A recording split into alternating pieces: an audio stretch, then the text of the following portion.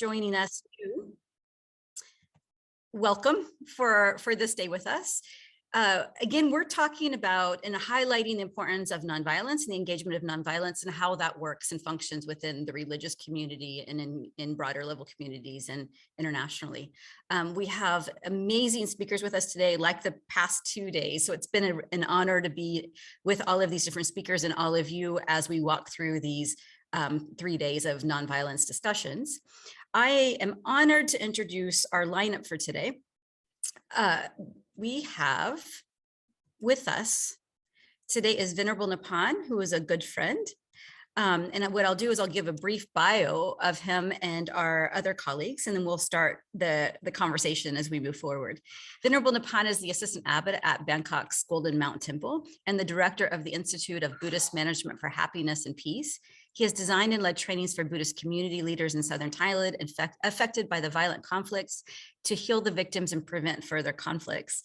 I've had the opportunity to work with Venerable Napan for numerous years in South and Southeast Asia, and also engaging with him across the globe from Northern Ireland to Washington, D.C.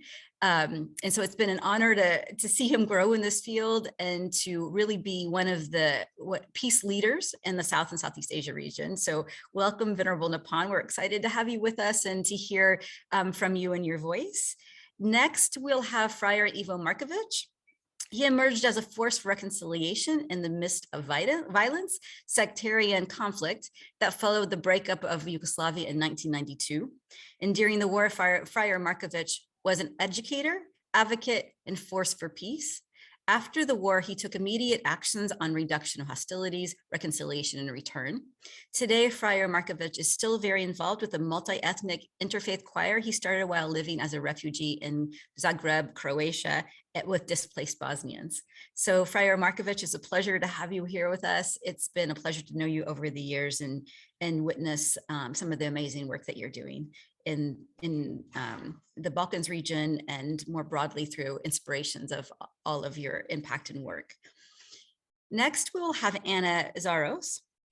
So Anna, thank you for joining us. Anna is the Director of Organizational Advancement at Nonviolent Peace Force.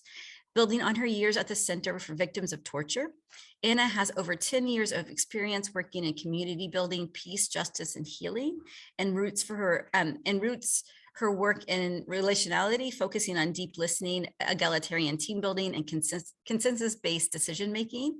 Our colleague Asna Hussein was also a part of Nonviolence Peace Force.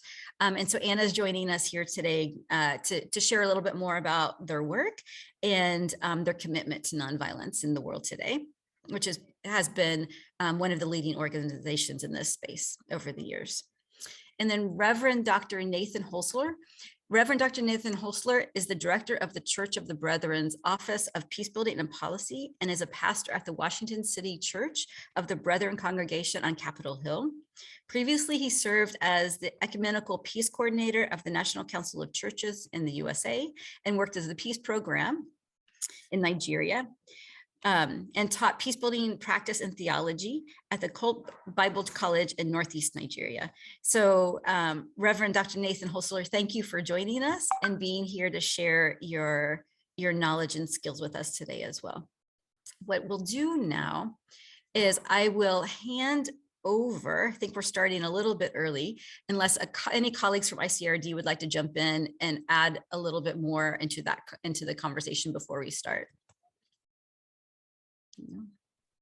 I think we can also share a little bit about the new campaign, the domestic campaign we have. I don't know if you want to take the lead on that, James, or?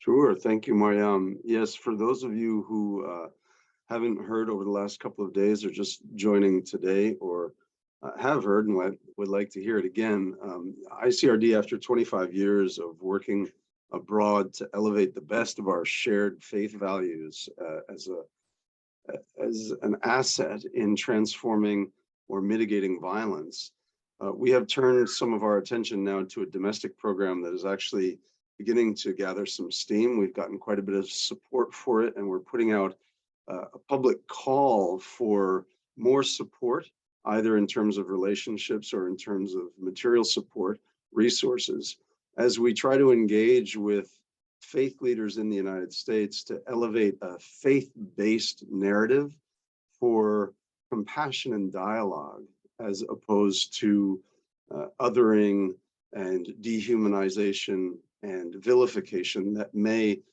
lead us down a path towards potential violence, as we have seen in some of the discourse on social media and other places. There is an increasing risk of potential violence here in the United States.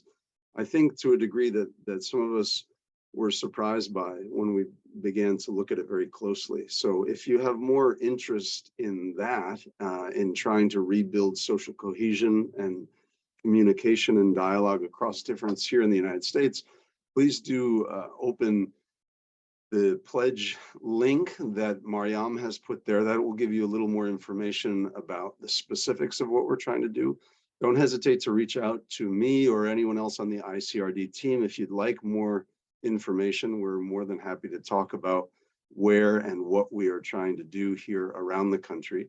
And of course, if you think this is a worthwhile effort, we would be very grateful for your support, or at the very least for sharing the campaign with others who you think might be able to get behind this and participate in some way. So again, very grateful, and I look forward to hearing from anyone who has any further interest in knowing about the details.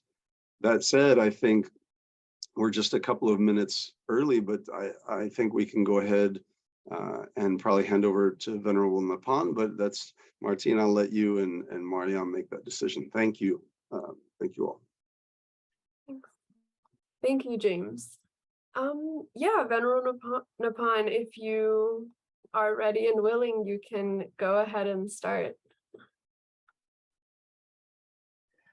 Okay, this is the first time that I can start before time. So thank you very much, Mariam and James. And thank you for such a wonderful introduction from my big sister, Martin Miller. I have to say here, without her help, I don't think I can do what I have done so far, because I'm just only Buddhist monk who want to bring inner peace to myself and also help others to reach that inner peace. But in terms of outer peace, social structure, peace work in the real world, she brought me into that world until now. And I'm going to use this to help with the non-violence by set the timer and then put this. Okay, 10 minutes, then this gonna ring. And Mariam or Martin don't need to tell me to stop. Okay, so nice to meet you all, and our distinguished panelists, and also our honor audiences. I think I'm gonna share with you today Buddhism and non-violence, but in a way that not just only Buddha teaching. I want to share with you how I, as a Buddhist monk, bring this to practice. And I also want to share not just only about the peace work in the Deep South, but also generally on social media and business engagement with business leader or media, something like that. So if I may share this screen right now, I'm gonna, okay. Hopefully that you can see the screen right now. So that's my name, Napan Santipatto, and Santipatto it's a Pali word. It means peaceful, and this is what a coincidence that I got Pali name peaceful, peaceful monk. And if you want to contact me, please feel free to do so. On Facebook, I'm quite active. And this is what I want to share. This is what I deliver in the speech at the 11th anniversary group meeting of the Network for Religious and Traditional Peacemaker at Jakarta, Indonesia. If faith-based organization FBO work more effectively, maybe organization like FBI don't need to work hard anymore. And I as a Buddhist monk right now, I kind of try to spread the word FBO, faith-based organization, more to the public, because in Thailand, even we have, Buddhist culture, but in a way, in terms of institutional movement, we don't do that effective. And this is maybe the example in the global level that I try to do, because of Faith Plan of Action at Morocco, the 50th anniversary, right? And what I would like to share is just like the way that we also brought this doll. You may see that it looked like me because I'm using this as a tool or representative for the women and youth engagement. And when they ask me that how religious leader going to help with the roles of young and women in peace work, and I said that I'm carrying the message, and this is my message. Not just only fast, but also he had to win. And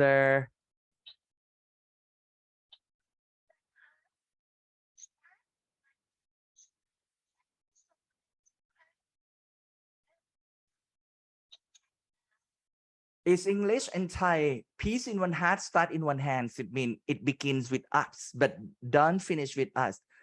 Whole, you have to bring your head, your heart, your hands with other, and then work together. I think you may know, many people on that screen. My point is about I'm carrying the message, and not just only the doll, to eliminate the myth or the misperception about the religious space. It's about male. No, we need to open the space for female as well. And that's why I received this doll from our female supporter. And also it's about I'm carrying this message as well. It's Buddhism for SDG, and we work with Molu business organization who work on their circular economy. So we use it and we reduce carbon footprint around 10 kilogram. So it means every time I'm carrying this bag, people ask to scan and they learn more about how we're gonna do with the climate action. And I'm sharing it because everything it's like come together, and we don't just only do peace work in the deep south, but every time we open the space more and more for everyone, including young and women leaders as well. So, and in terms of global level, we also need to work more collaboratively. And this when I deliver my speech at the EU Parliament about Buddha Day and SDG, from individual inner peace to peaceful society, because actually all 17 goals that UN try to invite us to work right now, the Buddha himself already did that on his own time, but in a different name. So because of that, in Thailand, I can do more effectively, because I use Buddhism as a social capital to invite, to encourage people, to inspire people to work with us. And this is something that I learned from the interfaith dialogue in Uganda. My point is about, without Martin Health, without meeting with great leader like James, like, everyone that I met on their peaceful way, on their, what they call pathway for peace, I cannot do what I did. So what I learned and brought to my field, it's just like in the deep south, because I learned from my friend that we need to send early warning. So when a Buddhist monk got killed by bomb in the deep south, I stood up in the television TV and said, let the bomb destroy just only the body of Buddhist monk, but not the heart of Buddhism, which is non-violence. So that's something that we need to do, even it's kind of the risk at that time. But luckily, we succeed doing that. And yeah, so this is the first time that I went to join with the Kai seat, and also you can see my team, right? Okay, so right now in terms of beauty and diversity and of diversity, because in Thailand even we have Buddhist as a majority, so but it's just like people don't talk much about this, so they assume that everyone Buddhist, and if minority here, they need to learn, which is right now I think we need to work more on that. We need to encourage people to believe in freedom of religion and belief. You feel free to do what you believe in, but also need to respect others' belief. Even people with non-faith, we also need to respect them as well. So that's why we try to work with the different religious leader in national level, local level, and also regional level as well. The right hand side is a picture that our religious leader from different countries in the Southeast Asia came here by their Martin work at that time. Let me. So this is the way that I try to do. We work with the Religion for Peace, with the Islamic University in the Deep South, and also try to engage with everyone, try to put it on the media, on social media. So one picture worth 1,000 words. So at least when we were there, when I was there, so many people they don't have a chance to meet monks in person, but when they saw that someone asked to selfie with me, so it's just like everyone feel happy to learn from each other. And this is the way that we try to put the message on the gender equality on the national television, and also work with the influencer. You can see that actually at the right hand side picture, it's a big influencer in Thailand, and we welcome him here last Sunday on the 24th of October. So we work in terms of their number 5, gender equality, and also number 7, partnership for the goals. And we try to engage and reward them, inspire them to be IBHAP happiness ambassador, because we need more strategy to empower people. So you can see that we also invite religious leader to work with us. Now I already passed 10 minutes, right? And also we work with COFAC Thailand, because we need to work on the misinformation, malinformation, and also fake news that separate people. We work with the social value leader. We call them into action. They have 5 P. I put more P. Price mean monks. We need to engage monks in deep field. And you can see that in the middle, it's about it's my picture on the virtual training for ulama, for male Islamic leader, and also with the new social media, new media, something like that, in university, policymaker, and everything. So this is in the business leader. And the last one is just on the 21st of September, International Day of Peace. So we got invited to join with COFAC and GNI, Google News Initiative, on Trusted Media Summit APAC 2022, right? And this is when I went online this month, but last year. So it's just like we shared from you can see from statistic, and we work with the influencer and many civil society. In conclusion, because of the social media, you can see we have just only 453 reached, but after 20th of October last year, we have 300,000. And right now, it's just like we have approximately around like 4 million reached. So right now we have how can I say, the group of followers who try to work together with us for non-violence, for climate action, and most importantly, for SDGs. And that what we inspire people, open space for them to work with us. And so many things I let them lead. So for example, the last one that I want to share with you is this one. Okay. You can see the Buddhism for SDGs.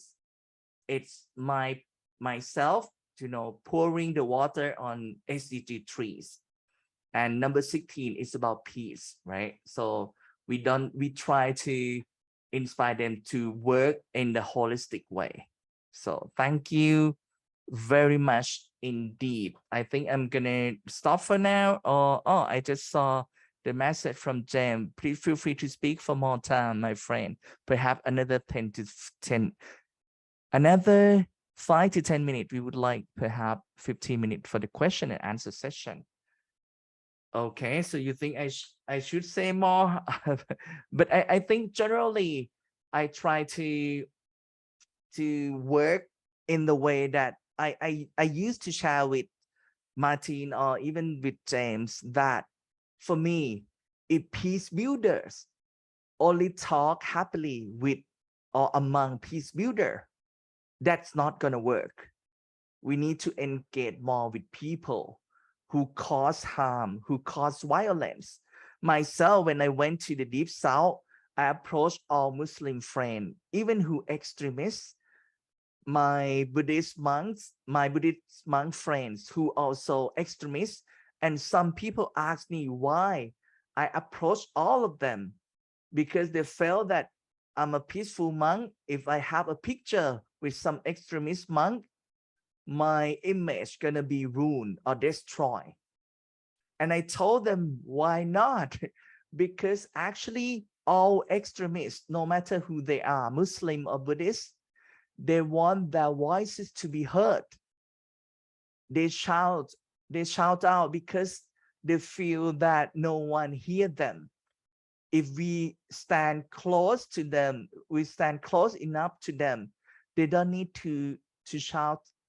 They don't need to speak that up.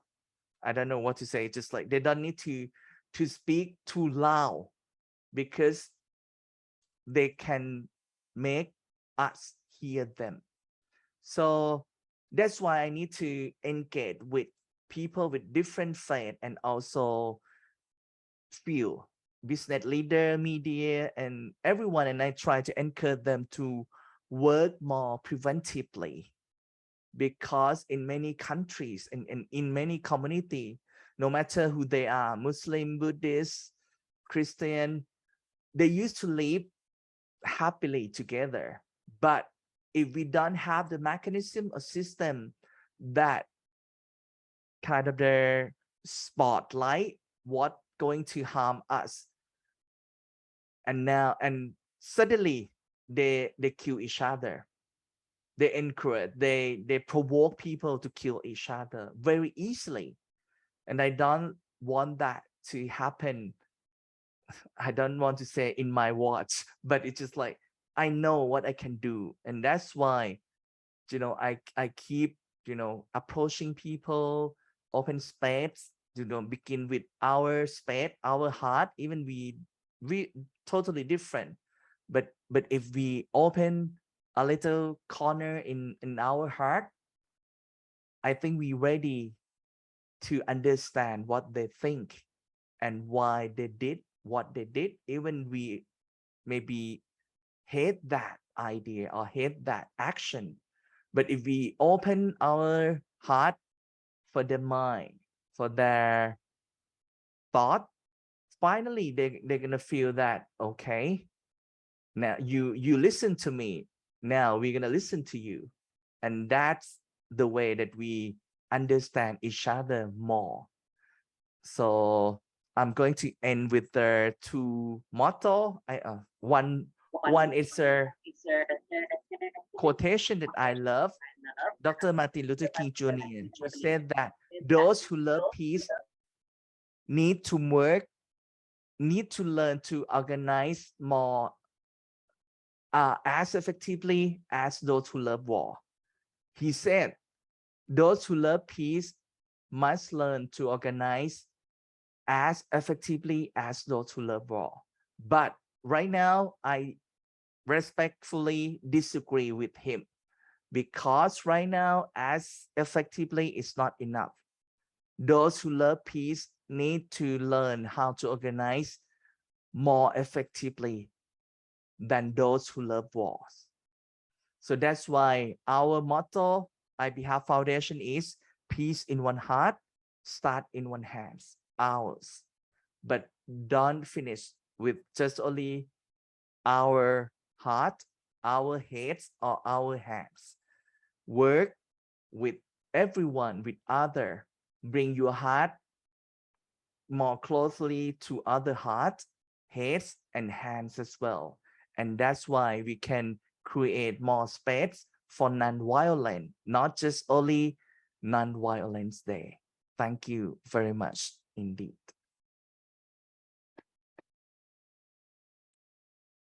Wow, thank you so much, Venerable Napan.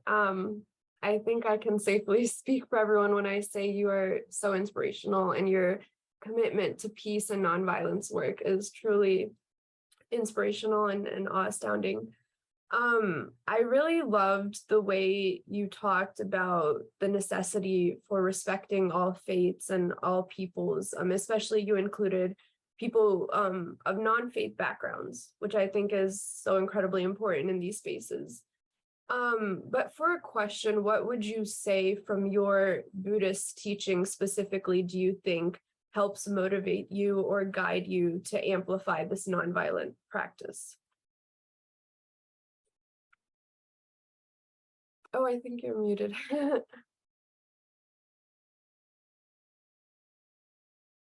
The first big summon from the Buddha on the Makabusha day, he told the 1,250 monks at that time that Anupawato, it means don't use bad word. Anupakato, don't harm other. Why he said that? Because at the time it's a kind of the transitional period for the ancient India. Even the Buddha himself wanted to spread peaceful words and wanted to invite everyone to reach that inner peace, but he also wanted to change social structure to be more peaceful. That's why he approached spiritual leaders, rulers, economic leaders, political leaders at that time. But he started this mission by asking his followers that no harm to everyone, verbally or physically. Why? Because he knew that all belief also wanted to prevent or to preserve, want to spare the space for their own benefit, right? If the Buddha himself didn't want his followers to be careful about this, even the Buddha and his followers trying to do the good thing, create more peace in that society by eliminate caste system and created more gender equality and reduce inequality. But the one who lost their benefit or power gonna try to fight back. And because of that, the Buddha himself like warn us, be careful about no harm, verbally and physically. And that's kind of inspired me that we cannot just only pay attention to inner peace, meditation, mindfulness. We also need to create structure that allow people in that structure to enjoy their life and create happiness on their own way. It's just like if we, our home burning, we cannot have a deep breath, breathe in and out mindfully. We cannot do that because the house is burning. So the same right now, the planet is burning. That's why I try to spread to do campaign on Buddhism for SDGs. And right now we have many people like, trying that. You can see that this is reduce carbon footprint this much each bag. So yeah, that I'm not sure that I answered your question or not, but I also saw some hand. Despina, I think I knew her. Yeah, Despina, feel free to chime in. And thank you for that answer. It was very insightful. Thank you so much, Venerable Napan. I'm so happy to see you after some good years when you visited us here. And thank you for your words of wisdom. I wanted to share something around gender and the issues of faith and how I work with the local women that struggle because of certain people who in their faith traditions who use spiritual verses to inflict harm on them or to not give them enough space. And of recent, there was this woman who was attacked by the husband in one of the villages and was emphasizing a certain spiritual tradition. And we are right now trying to help her in the courts of law, but also trying to ask religious leaders to do counseling. I'm just wondering, what would you advise? Because I've seen a lot of spirituality because I grew up working in that and I continue to work in that. Different traditions emphasizing verses that either demean or make a woman voiceless or try to put her down, or she's like, the other gender is better than you, or they have to have more opportunities than you. And when it comes to our cultures, like in the, for example, in the African sense, that the spirituality coupled with such faith traditions, or the voices, the selective way of using different verses in the religious books makes it worse for the women. So I'm just wondering what you would advise in such situations as we work for peace and nonviolence. Thank you very much, Despina. I think, first of all, we need to not just only carry the message that I talk about this or even the back, but we need to also walk the talk. So for example, I myself not just only talk about what the Buddha taught in terms of gender equality or how to empower women, but every single time that I can amplify my voice for everyone, but for women, I need to work more like specifically, because like Despina just mentioned, in many spaces, it's just like we need to empower women more. So myself, when I was invited in some our neighbor countries, and on that panel, it's just like male pale, no women at all. And I asked the host that why we have no women here, and she said that she already asked it, but another host organization denied it. They didn't want to invite because they didn't want to disturb feeling like quite traditional feeling there. And she asked me in return that could you please ask that on the stage. And I did that. I asked honestly, I understood that, but it's just like why we couldn't allow female religious actor to be on the stage. If we want to talk about equality, but this is, for male religious leader, it's not okay. And then, we got 2 volunteers, female religious actor from the floor, and everyone kind of applauded for a Buddhist monk who dare to ask that.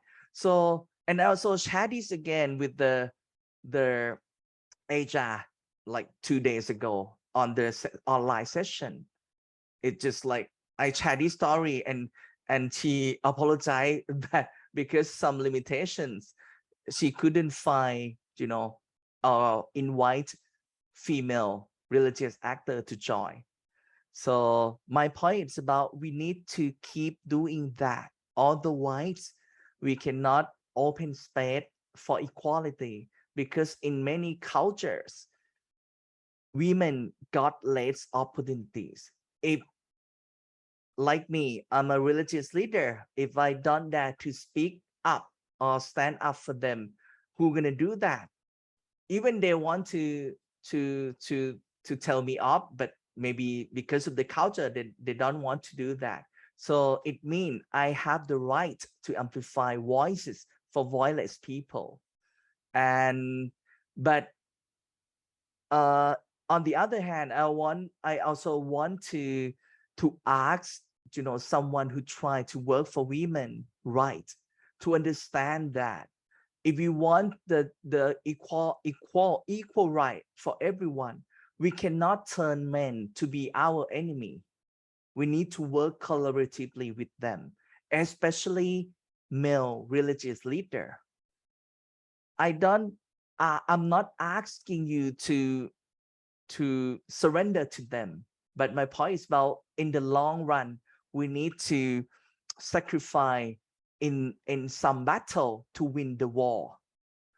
I'm not sure that my English is good enough to express my thought or not, but yeah, in many cases I talk, you know, frankly with my female friends or sister that you cannot tell off everyone and turn them to be your enemy if you want to fight for human rights, especially women rights.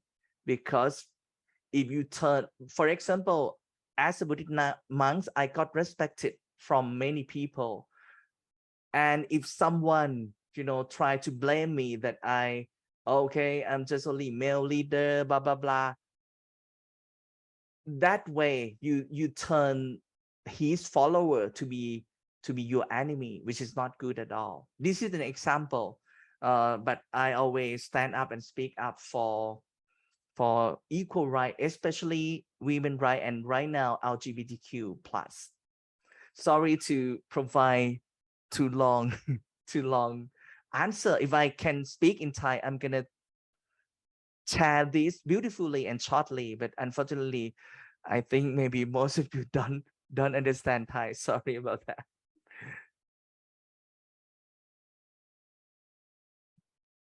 Thank you, Venerable Napan. You raise a very interesting and difficult and delicate question there about people who have been systematically, historically marginalized, trying to work with those who have benefited from that marginalization and not feel a sense of resentment that infects their relationships too much. It's a very difficult and delicate balance, because you can understand the desire to reject those who held power over you.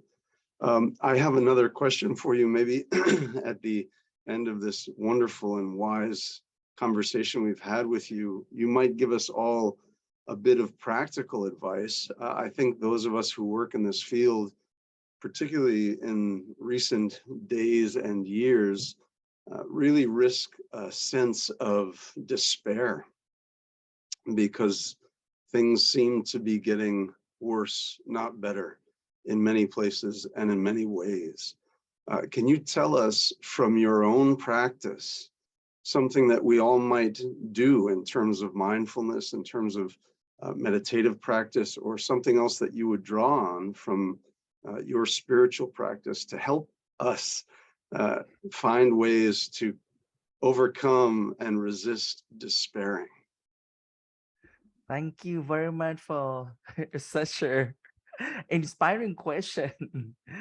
I always have this, and it's just like to ring a bell to ask people to be mindful. And I also tell myself, but we don't need a bell to be mindful. Every single time that we breathe, we can be mindful. Every single breath. And I don't know. I tell myself that I cannot change the world by being trouble myself. So it means I know that there's a lot of things that I cannot change, but I try my best to change what I can do. And I love the, I don't know, the spell or the words from some association that be brave, be patient enough to admit what you cannot change, be brave enough to change what you can change, and be wise enough to distinguish between those two things. So I try my best to engage with everyone, policymaker, media, and all sister, brother in different faith. But I also don't try to change some structure that I know that it's not possible. Like, for example, if I know my friends who have very serious illness, I know that the best thing that we do is just like try to support them spiritually or mentally, but we cannot get rid of that illness from that person. So it means I don't want to waste my time worrying about what I cannot change. But if I know the best doctor, I'm gonna provide them for our friends. But I don't waste my time to anything that cannot be changed. So if you realize that there are two kinds of problem, one that you can solve and another one you cannot do anything, so just admit it.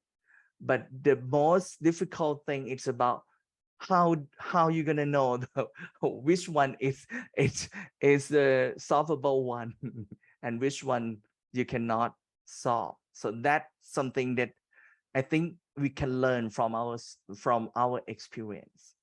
So be mindful. It means not just only close your eyes and take a deep breath.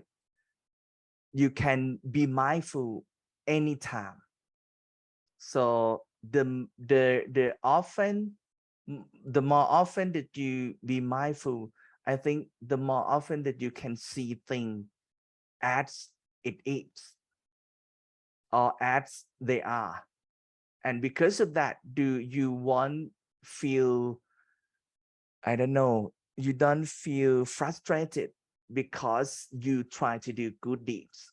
So many people who try to do good things in my society, they burn out because they try to change everything except themselves. That's why our motto of IBHAP Foundation is peace in one heart, start in one hands, our hand, our hearts, our heads. Thank you, James, for the coolest question from the coolest leadership like you. Welcome, Ka. I appreciate you. It's being with people like you and hearing from people like you, I think, that help us remember we're not in this alone. This is such an important webinar for us because it reinforces our togetherness as well. Because of your question, I think I'm gonna open mindfulness session virtually for free. Good. All right. Everyone. Well, thank you so much, and let's we really take it appreciate as a collaboration between ICRD and IBHAP Foundation. Excellent, excellent. We will talk to you about that going forward because we want to do some follow-on seminars. So thank you so very much.